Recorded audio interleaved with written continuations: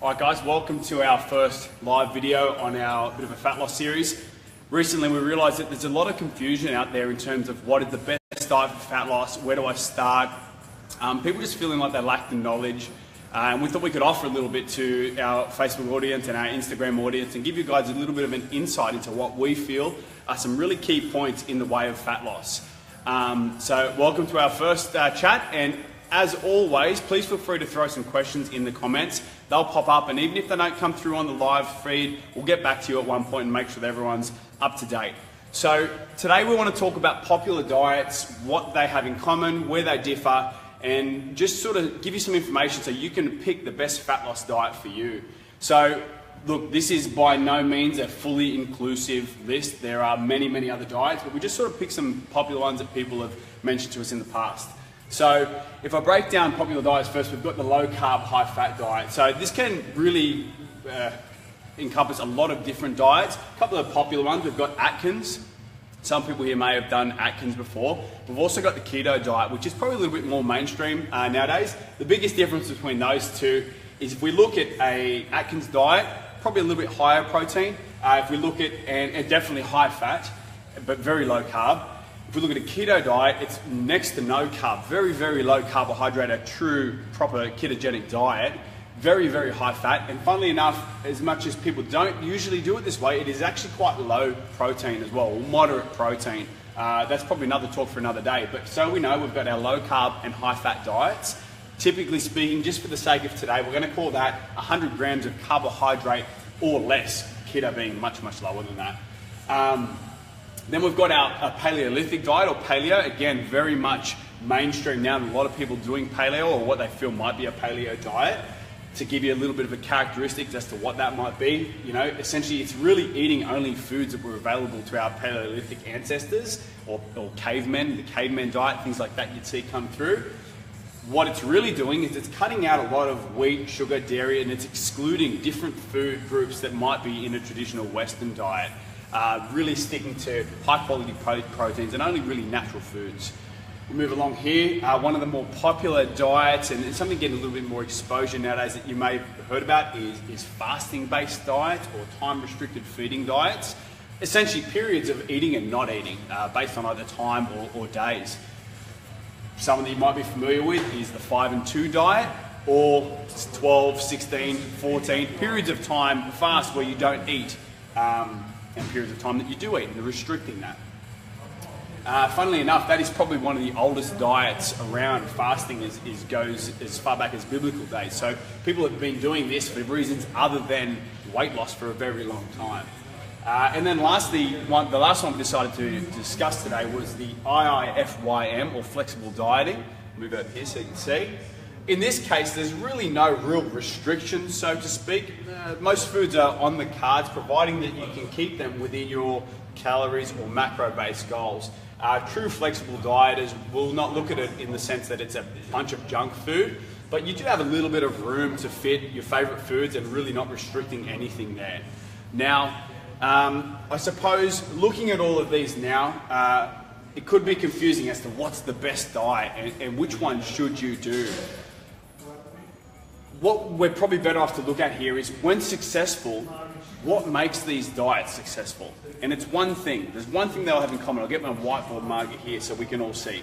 If you are successful in any one of these diets, and I'm talking in the way of fat loss or weight loss, this is what you've done.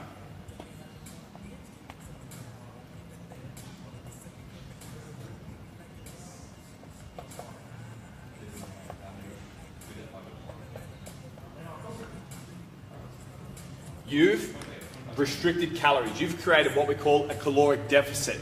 And what this, essentially means is you're eating less. That's pretty much what we're doing. And that's what all of these diets have, when successful, have in common. Let me show you how. Low carb, high fat. We're eating no carbs, means we're taking a big bunch of food out of the diet and leaving a hole in which weight loss can occur. We look at paleo. We've cut out wheat, sugar, dairy, legumes. If you're somebody who's eaten those foods habitually for a long time, and you just turn around and you cut them out, you've again left a big hole, you've created a big deficit, and now all of a sudden you're now losing weight. That's how this one works. Time restricted feeding, really simple. You're eating less because you're not eating on certain days of the week or certain hours of the day, and that's pretty much it. And then lastly, if it fits your macros or flexible dieting, it's not necessarily cutting anything out, but you'll have targets that you're expected to stay within a specific range, which in turn will create a deficit. And again, restricts calories, causing you to lose weight. So you can see they all work. All of these diets are successful. So what is the best one is probably the question that a lot of people are wondering. The best diet is truly the one that fits you, your lifestyle, and your preferences. If you look at any of these and you think there's no way I could do that, it's not the best diet for you. If something jumps up and you think I could do that, then that could be one that you might want to start on. In terms of picking the right diet, and I suppose to have some takeaways for our viewers watching today, you need to have something that's going to fit your lifestyle. So if I'm a shift worker and I don't think that I'll be able to fast through the night because that's when I'm actually awake and at work, that is not your diet. So it needs to fit your lifestyle. On the other hand, you might be an office worker and that might fit in perfectly and it's something you want to do, go for it. It needs to respect your taste and preference. If you hate high-fat food, if you think avocados are disgusting, you're probably not going to want to go on a high-fat or ketogenic diet. Yes, there is other forms of fat you could jump on and use, but if you're not into those foods, you're not going to like it. On the other hand, if they are your favourite foods in the world, that could be one you might want to start on.